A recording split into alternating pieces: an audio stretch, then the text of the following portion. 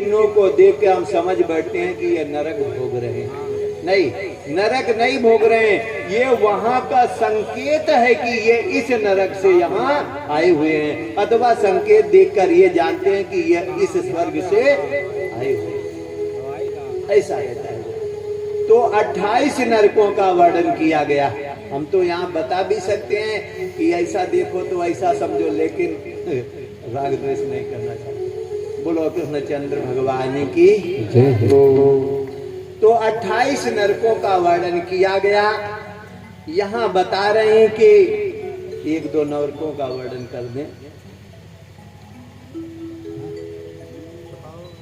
भूत द्रोहेण केवलम कुटुम्बमेवानुदिनं प्रपुष्णाति स तदिह विहाय स्वयमेव तद अशुभेन रौरवे निपतति। ऐसा लिखा है।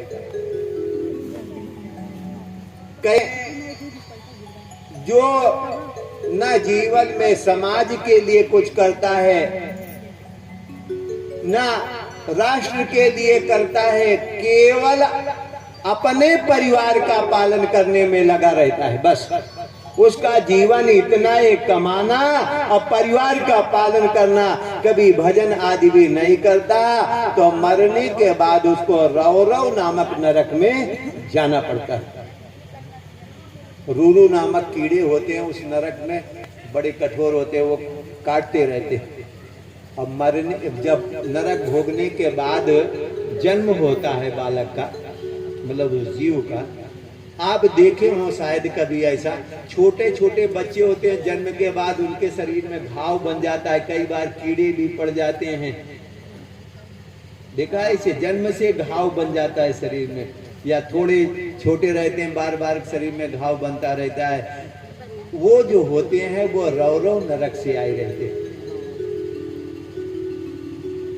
अब कहते हैं जो परिवार का भी पालन नहीं करते, केवल अपना पालन करते हैं, एवमेव महारौरवो, केवल अपना पेट भरने में जिसका जीवन चला जाता है, उनको महारौरव नामक नरक में जाना पड़ता है। कहते हैं जो पशु पक्षियों को मार करके उनको पका के खाते हैं, उनको कुंभी पाक नामक नरक में जाना पड़ता है। कब तक रहते हैं? कहा यावंती पशु रोमाणी तावद वर्ष सहस्राणी। उस पक्षी या पशु के शरीर में जिसको मार के खाया है, जितने रोए होते हैं उतनी 1000 वर्ष तक उसको उस कुंभी पाक नामक नरक में, कुंभी पाक मतलब एक कड़ाह होता है, तेल खौलता रहता है, उसी में डालकर जीव को खौलाया जाता है। एक बात पहले और कहने तब समझ में आएगी। ये शरीर तो छूट जाता है, लेकिन नरक का एक शरीर, नारकीय शरीर मिलता है वहां। वो चाहे तेल में खौलाएं, चाहे तलवार से काटें, वो मरता नहीं है कभी, केवल कष्ट का अनुभव होता है, बस। वो नारकीय शरीर है। तो उस शरीर से वो जो है इस तरह से भोग करते रहते हैं। पाखंडम चुप गतः, कहते हैं जो पाखंड करते हैं, पाखंड माने दिखावा,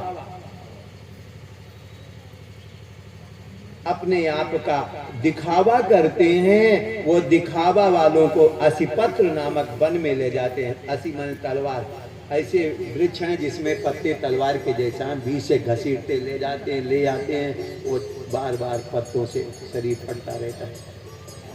अडंडे दंडम प्रणयति, कहते हैं बिना अपराध के जो किसी को दंड देता है तो सूकर मुख नामक नरक में उसको डाला जाता है।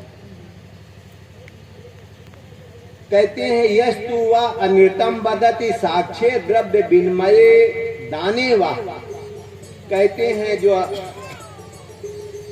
झूठ बोलता है ज्यादा द्रव्य के लेन देन में। कई बार गाय 5000 में खरीदी, बेचने गए तो खरीदार आया, कहा 8000 में तो खरीद है, ऐसे कर देते हैं ना।